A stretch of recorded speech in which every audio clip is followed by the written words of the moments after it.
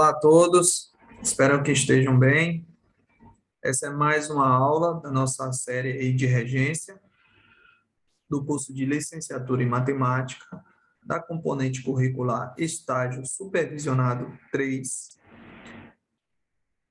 Professor orientador Alexandre Lopo, professora orientadora professora Ana Paula, professora supervisora Sueli dos Prazeres e professor estagiário eu, José Gomes.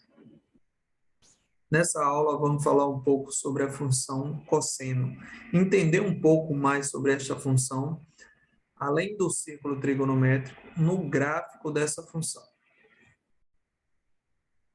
Dado um x real, seja P uma imagem no ciclo. Denominamos cosseno de x a abscissa, o ponto, o nosso segmento OP2. Do ponto P em relação ao sistema UOV.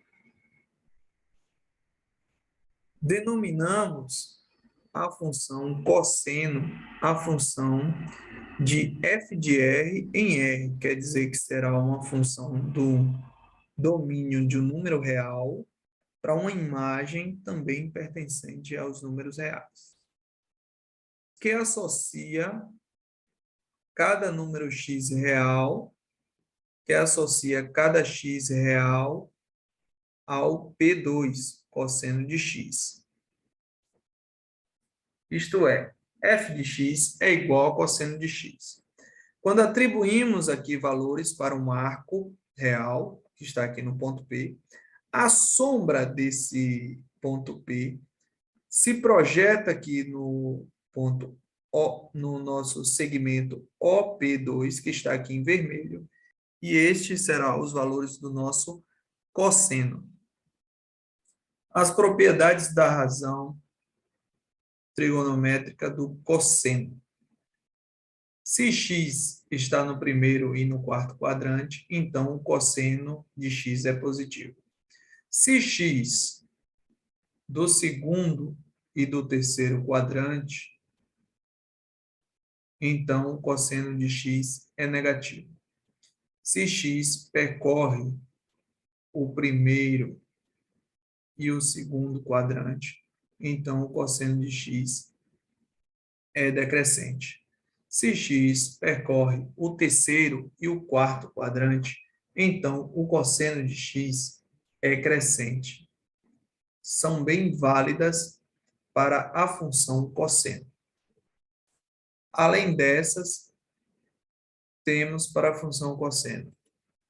A imagem da função cosseno está compreendida entre o intervalo de -1 e 1, valendo quando o círculo for unitário.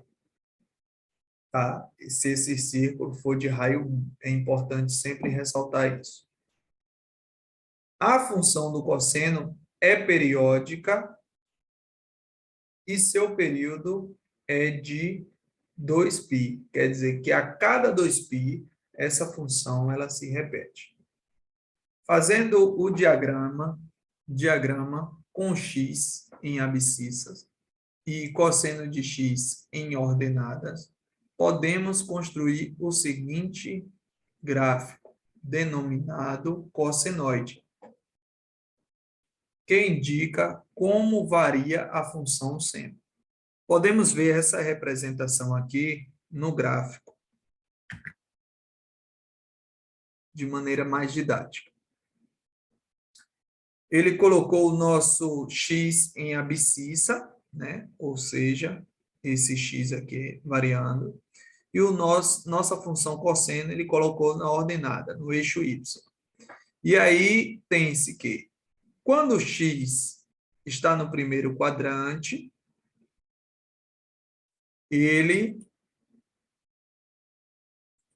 o nosso cosseno decresce, olha lá.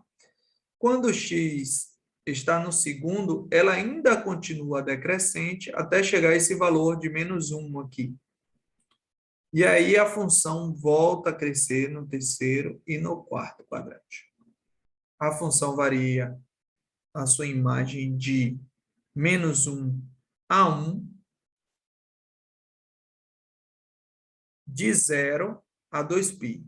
Isso quer dizer o seguinte, que quando eu acrescentar aqui, digamos, mais 2π, mais, sei lá, 10π, essa função ela vai variar da mesma forma a completar o seu ciclo. Ela é periódica.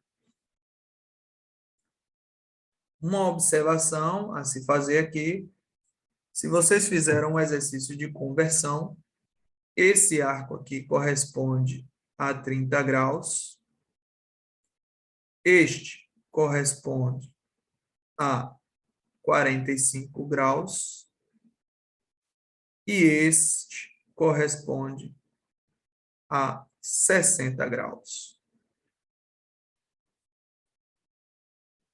É bem fácil notar, porque π equivale a 180 graus.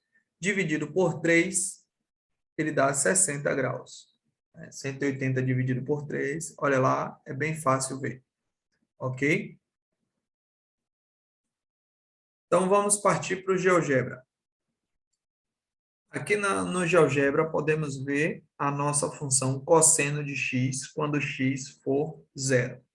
Então, vamos variar a nossa função em um sentido positivo e vocês vão acompanhar o gráfico da nossa função. Ó, ainda estou no primeiro quadrante e a função está decrescendo. No segundo quadrante, a nossa função ainda continua decrescendo. A gente tem o ponto P lá no círculo, no segundo quadrante. E aí, variando para o terceiro quadrante, a nossa função volta a crescer e continua crescente até o nosso quarto quadrante. Tá? Independente do número de voltas, essa função vai continuar da mesma forma. Tá? Eu vou voltar o x ao zero aqui para a gente ter o número de menos π sobre 2, para ver o que acontece com a nossa função cosseno. Olha lá, estou em zero na nossa função, e aí eu vou percorrer agora no sentido negativo. O nosso ponto P vai percorrer agora no sentido horário, parecendo um relógio. Olha lá.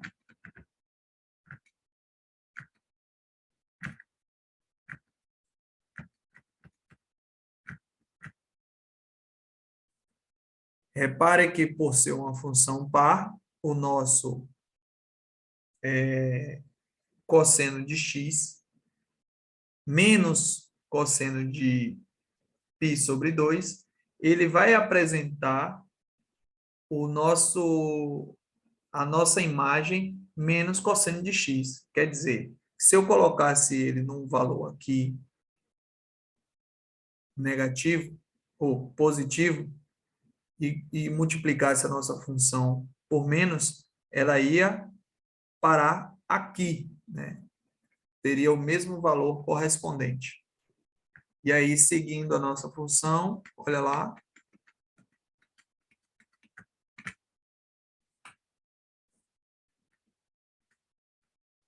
É bastante interessante, à medida que o cossenoide passa. Temos aqui uma atividade que será colocada na descrição do vídeo, com algumas reflexões sobre a nossa função cosseno. Eu vou colocar o link na descrição do vídeo para que vocês respondam, né, façam uma reflexão aí sobre esta função e consiga aprender mais fazendo o exercício.